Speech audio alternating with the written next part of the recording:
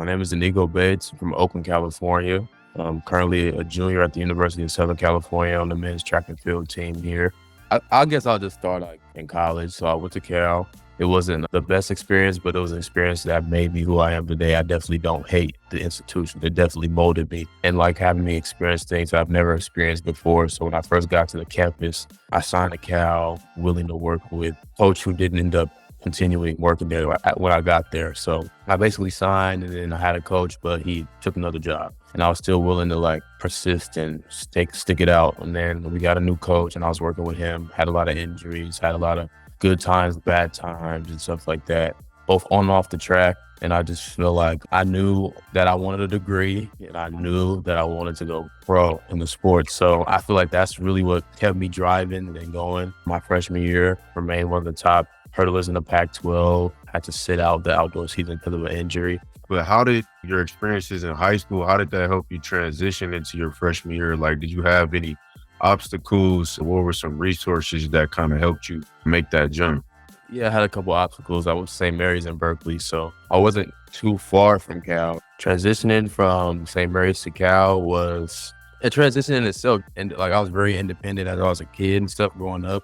Mm-hmm. But just quite literally being on your own and having to make the choices on your own. You don't have to come to your parents every day and them telling you, eat, go to sleep. This is what you got to do your homework, so everything is on you. Even athletically, I think that played a big role, just given the fact that the coaches, they're going to do what they want to do, but it's really up to you. At the end of the day, track is a business for them. You have to understand, do your part, don't do your part. We still got other athletes to tend to. And I feel like once I realized that, that's what made me excel. As far as coping mechanisms, what are the ways you feel like you cope, when you did go through those mental battles? It's a bad thing, but isolation. I used to It's a bad thing. It's a bad thing. I've learned that, but I don't know. Isolation kind of made it worse in a way.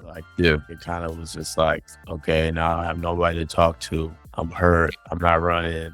I'm going to class, but I'm not really I'm not making fun out of anything, you know what I'm saying? So isolation was something that I did do that didn't work out. But what I would say now is definitely talking to somebody. Talk to somebody about it. I think talking to somebody about what I'm going through or what anybody who's watching is going through is definitely what's going to get you, maybe not out of the situation, but it'll make you feel better about a situation just because you know that you don't have that burden on your shoulders no more. Definitely making things known. So just keeping that still in your mind.